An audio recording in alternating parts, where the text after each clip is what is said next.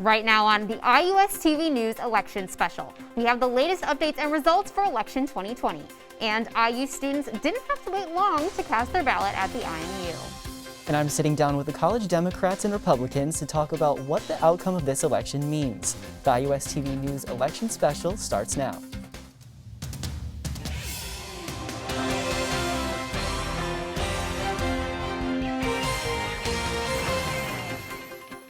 Hello and welcome to a very special episode of IUSTV News. Tonight, instead of our typical Hoosier News Source and What's Up Weekly, we've decided to combine both shows to form the first ever IUSTV News Election Special. We start with the latest election updates. Meredith Strewing joins us now. Meredith? Thanks, Noelle. I'm outside here of Election Central in Bloomington. Now, even hours after the polls have closed, the presidential election still remains too close to call. President Donald Trump has won states like Ohio and Florida, while his opponent Joe Biden is reportedly leading in states like Arizona and Wisconsin. Governor Eric Holcomb has been reelected, and Trey Hollingsworth will remain in his seat for Indiana's 9th congressional district.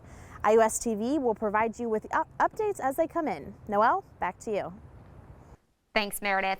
Because of the pandemic, many voters voted early this year in an attempt to miss the crowds. Monroe County saw an early voter turnout like none before. The line to vote this past weekend went around the block and had voters waiting for up to 3 hours. About 1,200 voters walked through the doors of Election Central in Bloomington every day to cast their ballot this election.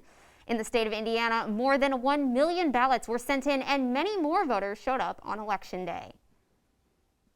And we're still in the middle of a pandemic. Voters in Monroe County were not required to wear a mask at the polls. Monroe County still has a mandate requiring a mask during the situations where social distancing is not possible, but this requirement was waived for in-person voting. Election Supervisor Karen Wheeler says that turning someone away because they aren't wearing a mask is actually voter suppression. Masks were offered at the doors and were encouraged to be worn, but a voter could not be forced to wear one. All poll workers, however, were required to wear masks or some sort of face covering. Social distancing was enforced in the lines along with other precautions to alleviate the potential spread from close contact. The Indiana Memorial Union offered polling for students on Election Day. IUSTV News reporter Carly Rasmussen spoke with student voters about what the importance of voting is to them. Take a look. I'm here with freshman Matthew Phillips. So Matthew, what's the importance of young voting? I think the importance of young voting is just it's a very large demographic. It's a great amount of people who know a lot and are the future generation. So I think that it's important for us to get out and vote and have our voices heard. Awesome, thank you.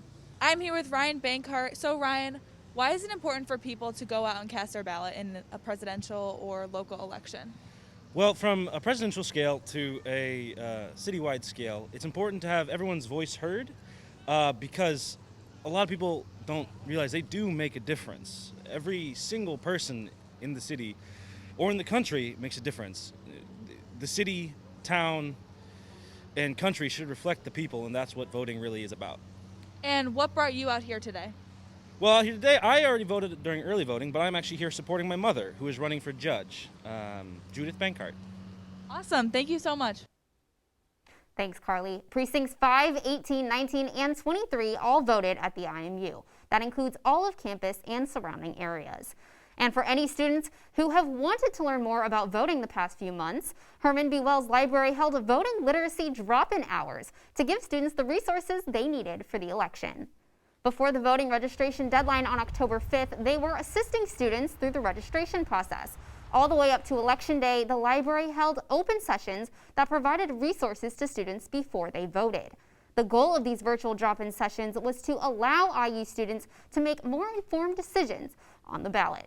So much fake news out there and crazy headlines we see, so we want to make sure that the students are really using good sources, and that way they can walk into the polls confidently.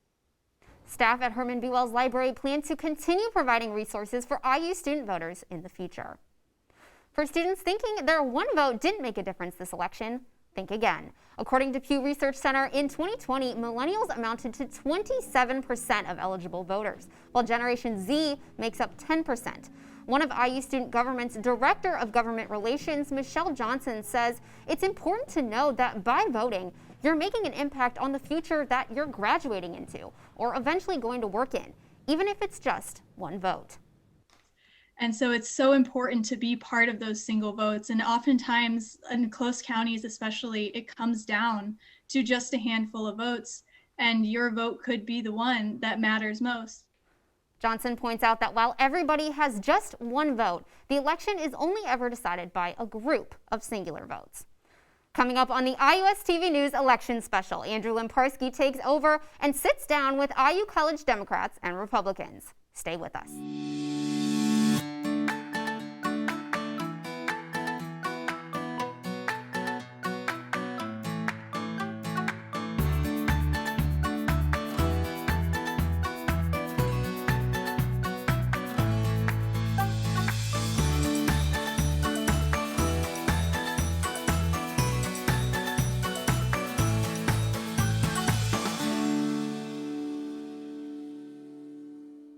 Welcome back. Before we continue with more election news, Caroline Clare is here with this week's forecast and updates on the recent hurricanes. Caroline? Thanks, Andrew. Hurricane Zeta tore through the southern U.S. last week, making landfall as a Category 2 hurricane with maximum sustained wind speeds at 110 miles per hour. 6 people died from this storm and over 2.6 million without power in the southern United States. Several records were also broken, including being the 11th storm to hit the U.S. this season, as well as being the 27th named storm this year. Records are still being broken as yet another hurricane forms near Central America. Hurricane Eta has rapidly intensified over the past few days, doubling its wind speed in just 24 hours. Making landfall Tuesday afternoon in Nicaragua as a Category 4 hurricane, Eta produced winds over 140 miles per hour and is expected to dump nearly 3 feet of rain over the region throughout the next few days before intensifying again in the Caribbean. Now, let's take a look at what to expect this week in Bloomington. Quite a beautiful week we have with temperatures in the 60s and 70s before heading into early next week, as a cold front will come on Monday, dropping temperatures slightly and bringing rain chances with it for next week.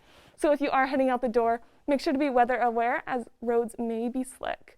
Enjoy this week of sunshine and warmer temperatures. Andrew, back to you. Thanks, Caroline. COVID-19 uprooted the way most candidates plan to use their time campaigning the past few months. This week we spoke with Professor Marjorie Hershey, an election expert right here at IU, about how COVID has made this election a little bit different. Take a look. An election cycle like we've never seen before, as candidates try to reach out to voters without physical contact. People going door to door, knocking on doors and handing out literature and talking to people has been a big and increasing part of campaigns during the past 10 or 20 years. The Trump campaign has been the only campaign doing canvassing, and they've reduced theirs. But even without knocking at doors, there still have been other options. That still leaves other forms of voter contact, including phone calls and mail. But we know that those are not as effective as person-to-person campaigning is. But where it's left the biggest gap is in local elections. Without personal interaction, Professor Hershey says she sees a lot of voters turning to straight party voting. Most people vote a straight ticket. And that means that those poor state and local candidates are essentially tied to the fate of the national candidates of their party. And as results continue to pour in, there's no underestimating the impact COVID-19 has had on the 2020 election. It's had a tremendous effect on this election. It's had a tremendous effect on all of our lives. And I think that we'll look back on this year, and God willing, only another 6 months or a year after this, as having been one of the signal events in American history. And we keep saying it, but this election cycle has been anything but normal. So what better way to tie up the loose ends than to take a look back with our representatives from the College Democrats at IU, Nick Belayev, and from the College Republicans, Brett Abbott. So Nick and Brett, thank you so much for joining us. I want to start just by asking each of you, what are some of the potential consequences of this election? So Nick, what do you think, what could happen from the outcome of tonight?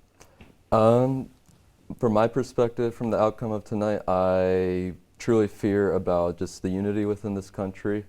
I think we're at a breaking point right now, and regardless of which side wins, I'm really concerned about uproar from either side, say far right, far left, regardless of the side. So I really struggle with people potentially not accepting the election results and accepting the fact that their candidate lost or their candidate won or whatever. So that's the biggest thing that I'm concerned about right now. I really hope that regardless of the results, people accept the fact that that's what the results are. That's how the American public voted. And at the end of the day, we are a democratic state, so we're very fortunate to have elections every 2 years and presidential elections every 4 years. So regardless of what happens tomorrow, I really hope that people realize at the end of the day, we're all Americans, we live in a democracy, and we have another opportunity to vote whoever is elected tomorrow out in 4 years. And Brett, I have the same question for you. What are some of the potential consequences of this election from your perspective? Yeah, so I absolutely share Nick's sentiment that I hope that America as a whole comes together after this election, regardless of the result. I think we've obviously seen a lot of civil unrest and a lot of polarization, and I truly hope that we do come together. But in terms of depending on who wins, I think that Biden is the devil we don't know, Trump is the devil we do know. And I think there's a lot up in the air if Biden wins in terms of institutional changes to America, like court packing, like adding D.C. and Puerto Rico to the United States, like a Green New Deal, like ending the filibuster. I think there are a lot of issues that there are a lot of moderates in America that are scared to find out what Biden's position on these things are going to be, since he hasn't been very honest or open with us as to whether he'll support them or not. And it's been a crazy year. Do you think that each of these campaigns have handled themselves well as far as reaching out to the American people in the middle of a pandemic? Nick? First off, and I've had plenty of experience with campaigns and political campaigns locally, statewide. There is no playbook for a pandemic whatsoever. This is something that, regardless of political party, Democrat, Republican, we all went into, and everyone just had to completely redo how they campaign because of the coronavirus pandemic. As far as both of the campaigns go, I feel like they've done a relatively good job at getting the word out and getting the vote out, although I do not appreciate Donald Trump's emphasis with his rallies when we're currently living in a global pandemic. I find it ludicrous that he's hosting rallies of tens of thousands of people when these are considered super spreader events, and the data has found, recently a Stanford study found that several thousand people have been found to have contracted COVID-19 as a result of these rallies that Donald Trump is hosting, as well as over 700 people, I believe, have died as a result of these rallies through contact tracing. So there is a stark contrast when it comes to understanding the importance of constituents and safety. And I feel like Donald Trump does not understand the safety of keeping his, rally goers safe. Whereas, say Biden, he's hosting car rallies or he's doing lots of virtual events. And I think, considering it's a pandemic, we all enjoy rallies, but at the end of the day, we have to do what's safe. And Biden is definitely doing the better one at doing that right now. Brett, what's your response to that? Do you think that the Trump campaign has been a little bit irresponsible this year? Well, I think that it's certainly going to be interesting to see how the American people react to this, because while obviously Trump has had a very different campaign strategy than Joe Biden, Trump's obviously built his on the enthusiasm that you can see from things like rallies. He's also built one of the strongest ground games Republicans have seen in a long time in the Midwest, going door to door, knocking and having those personal interactions with voters. So I think it's going to be very interesting to see how people respond to that, and I'm not sure we know yet. I think on one hand, everyone always likes the personal, positive interaction with someone, and especially in the midst of the pandemic, they like being able to get together with their friends and cheer for their political candidate. But obviously, I understand the concerns of having large amounts of people together, and I think it's going to be interesting to see what effect that has on public opinion. And as far as your organizations, the College Republicans and the College Democrats, what have you guys been doing to reach out to students during the last few months, Brett? Yeah, so we've really focused on three things. One, we've tried to bring in local candidates that are going to talk about their values, why they're running, and give our members an opportunity to get to meet them, get to ask them questions, and maybe talk about volunteering on their campaign or getting involved with them. We've also tried to provide them resources to do other kinds of campaign work like phone banking, canvassing with other local candidates. And the third is we've also emphasized voting, making sure everyone knows where to vote, how to vote, and making sure everyone's registered and making sure everyone does vote. And I'd assume, Nick, you've done much of the same? Yeah, so our playbook pretty much models what Brett and the college Republicans are doing. It's pretty much the same thing. Every Wednesday, similar to how we did it during on-campus, in-person, we would have meetings. So we have Zoom meetings every Wednesday from 7 to 8 p.m. And it really varies based on what we're doing on that day. So we can have meetings, whether it be discussing the importance of Roe v. Wade or the recent vacancy in the Supreme Court that was fulfilled by Amy Coney Barrett. So we had a meeting on that. As far as getting students involved goes, we do supply plenty of opportunities within our weekly newsletter for students to get involved, and we do emphasize to students the importance of getting involved here locally, statewide, and nationally as well.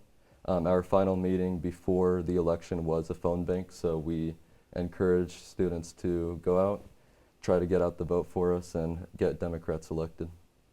And for each of you, what do you think are the biggest issues on the ticket this year? Nick? I would say the biggest issues from what I've seen talking to people and just in general are definitely COVID-19. I think a lot of our society has been kind of uprooted because of the COVID-19 pandemic. So whether it be that Big Ten IU football game that we are not able to have right now, or not being able to visit your grandparents in the retirement community they're living in, or your job being furloughed, just anything in general.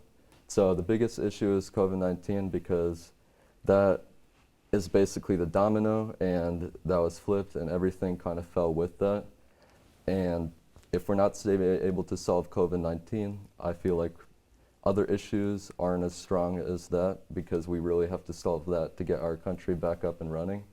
Aside from COVID-19, definitely racial injustice. Our country for too long has been experiencing systemic racism, and it's time that we say as a country, collectively, Republicans and Democrats, that we're not going to accept the fact that black people can go to work and earn less money than white people despite doing the same work, or having struggles with admissions or other issues regarding, say, applying for insurance and whatnot. So these systemic issues are definitely came to light with, say, the protests this summer as a result of George Floyd's murder in Minneapolis. So I really think the two biggest issues going into this election are COVID-19 and racial injustice, and how we finally end systemic racism as an issue in the United States.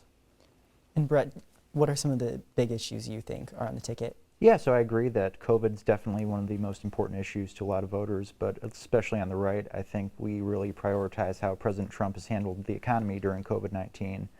President Trump obviously built up one of the strongest economies we've seen in the last 50 years here, and we're seeing historic recovery even in the midst of a global pandemic.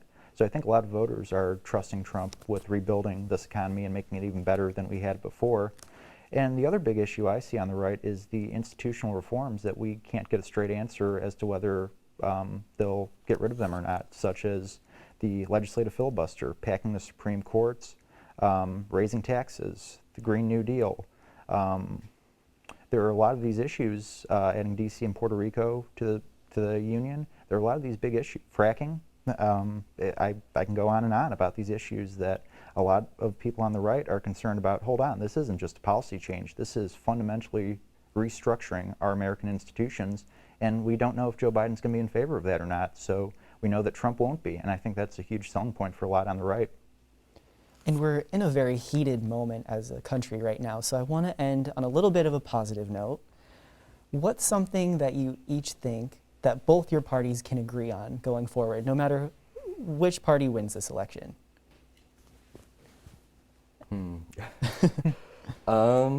Difficult question. I think at the end of the day, and I kind of insinuated this earlier, at the end of the day, we're all Americans, and we do have different perspectives and visions at how we improve our lives or how we get to where we want to get. But we all want a better country for all of us. We all want a strong America because we all benefit off of a strong United States of America. So I think the biggest thing that we can relate upon is just our American blood, and I really hope that going out of tomorrow, that's something that people remember, because politics is something that, of course, is on our minds all the time, but at the end of the day, I feel like certain issues shouldn't break you up from your family, shouldn't stop you from having Thanksgivings from your uncle because they supported one candidate, or your aunt because they supported another candidate. So I really hope that people kind of take solace in the fact that we are Hoosiers, we're Americans, and we all want what's best for each other.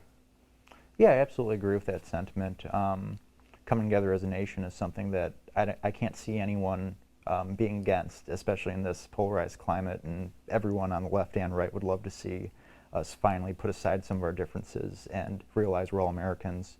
On a more specific note, I think one area that a lot of people would be surprised if you live in your Twitter echo chambers is climate change. I think a lot of Republicans have really started coming around on the issue of climate change, and we have very different solutions to them. Obviously, on the left, you want to see these massive government programs to try to fix it. On the right, we try to prioritize things like private sector innovation with clean energy, with solar panels, with wind energy.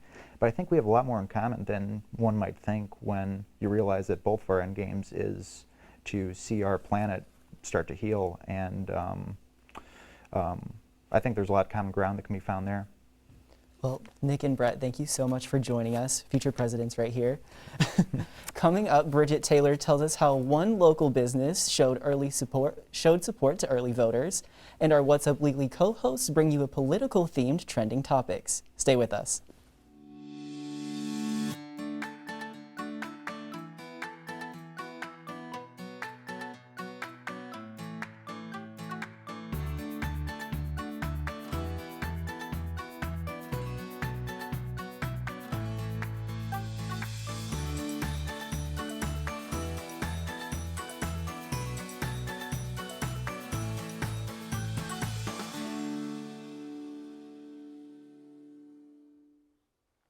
Welcome back. One local business used coffee to encourage voters to show up to the polls. Hopscotch Coffee handed out free coffee to the last few weeks to encourage early voting. The coffee shop is located across the street from the Monroe County Election Central.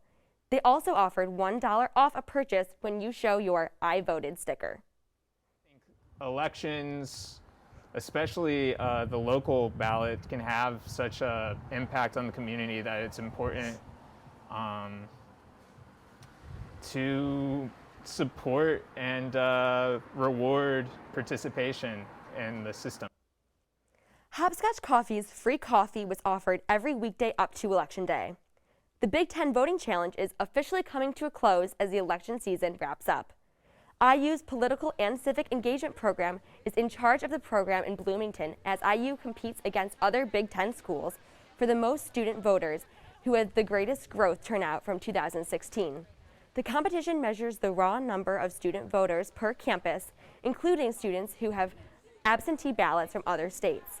The purpose of the competition is to instill Democrat skills to the students. When students vote, they are sending a message to lawmakers that I'm watching you and I matter.